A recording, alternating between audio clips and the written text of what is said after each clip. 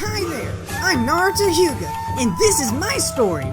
Believe it! What's up, ladies and gentlemen? Neon Pow here, and today we have part 4 of What If Naruto Was a Hyuga.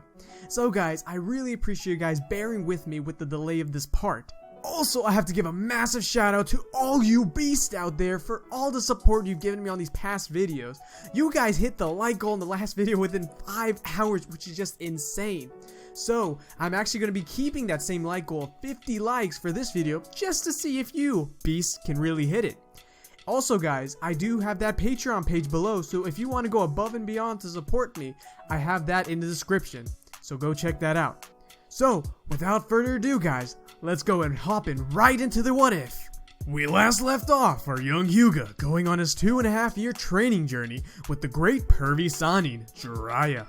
During the 2.5-year time skip, Naruto made some crazy good gains. First of all, Naruto discovered a completely new jutsu for himself.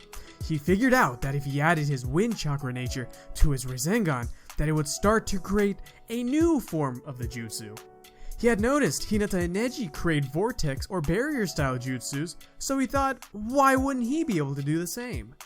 Jiraiya confirmed this and told Naruto that it would be very possible for Naruto, especially seeing how much potential the kid had. Halfway through the time skip, Naruto creates and masters the Rasen Shuriken. The rest of the training period was used to better master the Flying Raijin and learn to access more of the Nine Tails power, of course, forcefully. The training arc passes by in a flash, but Naruto is much stronger than before. He eventually arrives in the village.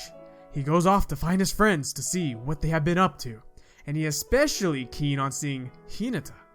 Of course, just to test how powerful she has gotten. When he sees everyone, they almost don't recognize him. Not only does Naruto look different, but his aura is completely changed. Naruto eventually makes his way to the main branch sector of the Hyuga clan, where he meets with Hinata. They look at each other for a second, unable to believe if the person they see in front of them is real. They then run towards each other and embrace. They are very happy to see each other. Naruto tells Hinata, Hinata, let's spar with each other, just like old times. Believe it! Hinata then replies, Sure, Naruto-kun. However, before they can fight, they are interrupted by a familiar-looking white-haired shinobi. It's Kakashi-sensei!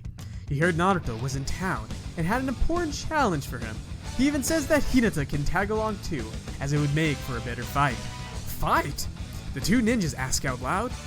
Kakashi is planning on having another bell test, the same test they had when they were Genin. Kakashi is planning on going all out against Hinata and Naruto to truly test their strength. Also, because he doesn't want to be potentially killed by their power. The test begins, and both Hinata and Naruto charge at Kakashi with their gentle fist. Even though the both of them haven't trained together for over 2 years, their teamwork is remarkably flawless. They're hitting and countering Kakashi in complete synchrony. This unexpected show puts Kakashi at a huge disadvantage and is forced to retreat and get his thoughts together. But before Kakashi can even take a breath, both Hinata and Naruto are on Kakashi's tail, both with activated Byakugans. Kakashi is backed into a corner, and the two Hyugas release their 8 trigrams, 256 palms simultaneously on Kakashi.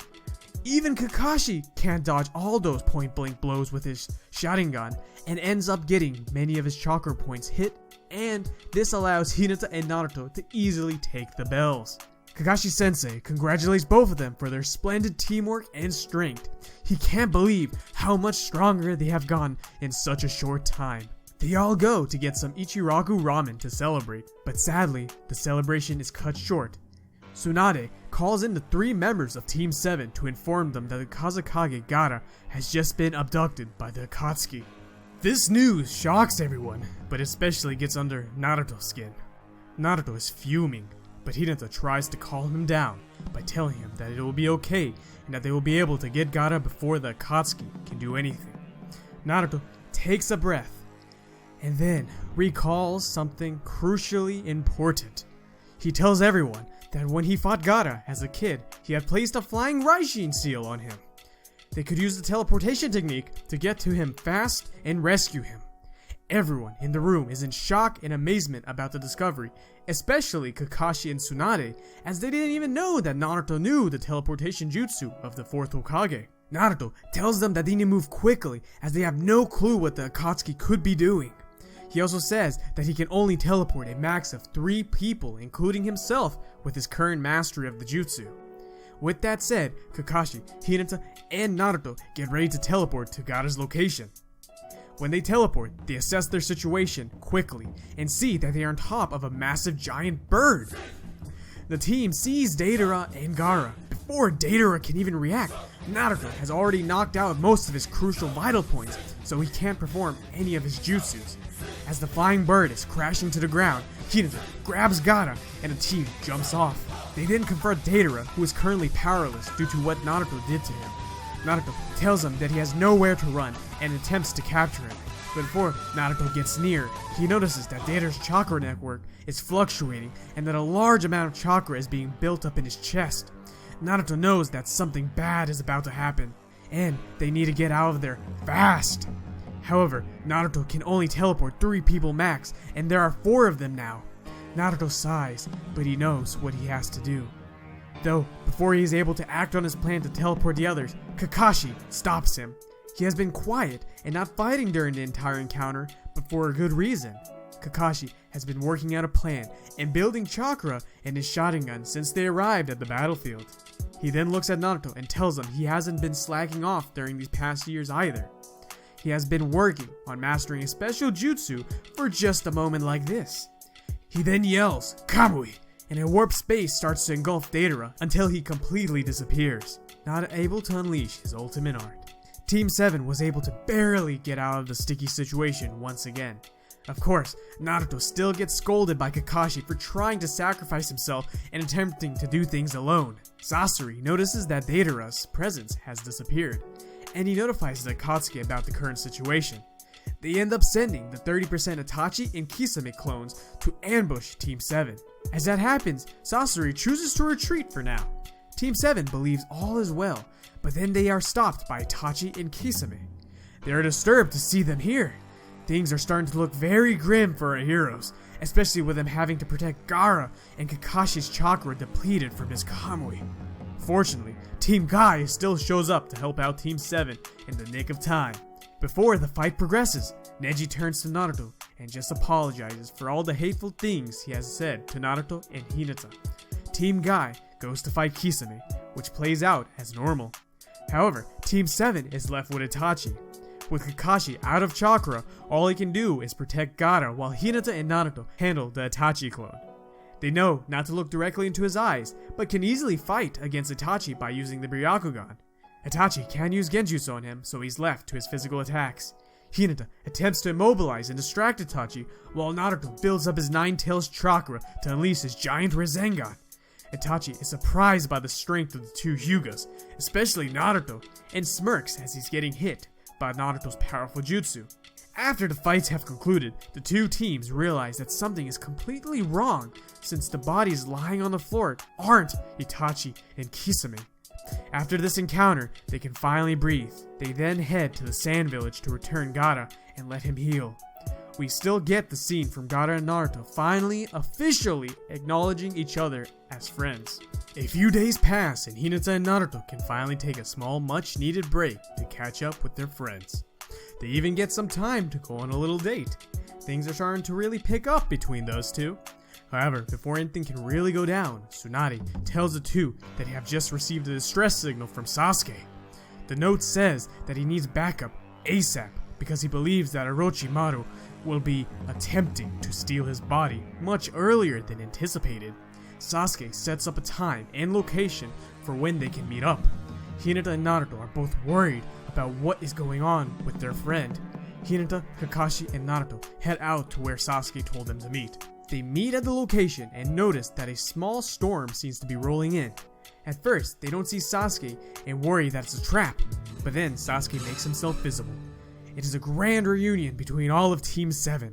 Hinata, Kakashi, and Naruto can barely recognize their old friend, and Naruto can tell that Sasuke has gotten much stronger as well.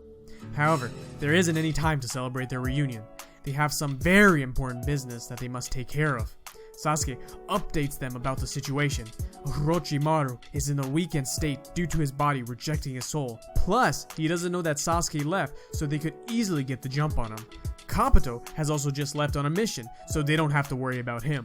The team comes up with a foolproof plan and formation, just like when they were kids. This really feels nostalgic for all of them. We got to see Kakashi's new move, but now Hinata, Naruto, and Sasuke get to show off their specialties as well. Team 7 moves out to Orochimaru's hideout. Kakashi and Sasuke have their Sharingans activated, while Hinata and Naruto have their Byakugans activated. All I can say is that it won't be a fun day for Orochimaru when he gets jumped. The team spots Orochimaru and are about to make their move, but then realize it's only a decoy. They then see Orochimaru retreating. Before they can follow him, snakes start to pile out of the walls. It's a trap! The team knows that they can't let Orochimaru escape, so they combine their attacks to create a giant explosion that blows up part of the hideout. They catch up to the Snake Man and corner him. Before they can do anything, Orochimaru just smirks and then summons his giant snake, clearing the area around them. The team initiates their plan. Naruto uses his clones in combination with his wind burst jutsu to catapult Hinata and Kakashi towards Orochimaru. The two lay down heavy close combat attacks. Hinata uses her new Lion's Fist jutsu to get some solid strikes in, while Kakashi uses his Chidori to injure Orochimaru. Orochimaru is being put on the defensive and he hates it. While the distraction is going on, Naruto and Sasuke are activating their awakening states. Naruto accesses his Nine Tails chakra and Sasuke goes full curse mark mode. They need as much power as possible for when they unleash their ultimate attacks. The signal is given and both Hinata and Kakashi back up. Orochimaru is left in a daze, confused as to what's going on. Naruto unleashes his Rasen Shuriken and Sasuke unleashes Kirin. Before Orochimaru can dodge, both ultimate attacks strike him simultaneously. A giant crater is formed after the dust settles, and all that is left of Orochimaru are a few remnants of his body. They had actually defeated the tyrant. Sasuke tells the team he will absorb what he can into his curse mark so that there won't be a chance for Orochimaru to revive himself. The old Team 7 has officially reunited and were victorious once again. However, before they can head out, Naruto screams in agony and collapses in pain. Hinata, Kakashi, and Sasuke look in shock and scream Naruto's name as the young Hyuga blacks out. And that's where we're going to be ending part 4 of What If Naruto Was a Hyuga. Now guys, if you want to see the continuation of this, don't forget to smash that like button so you can demolish that like goal. Also guys, if you're new to the channel and want to join the PAL fam, don't forget to hit that subscribe button and that bell icon so you can get notified for when I upload the next part or a next series.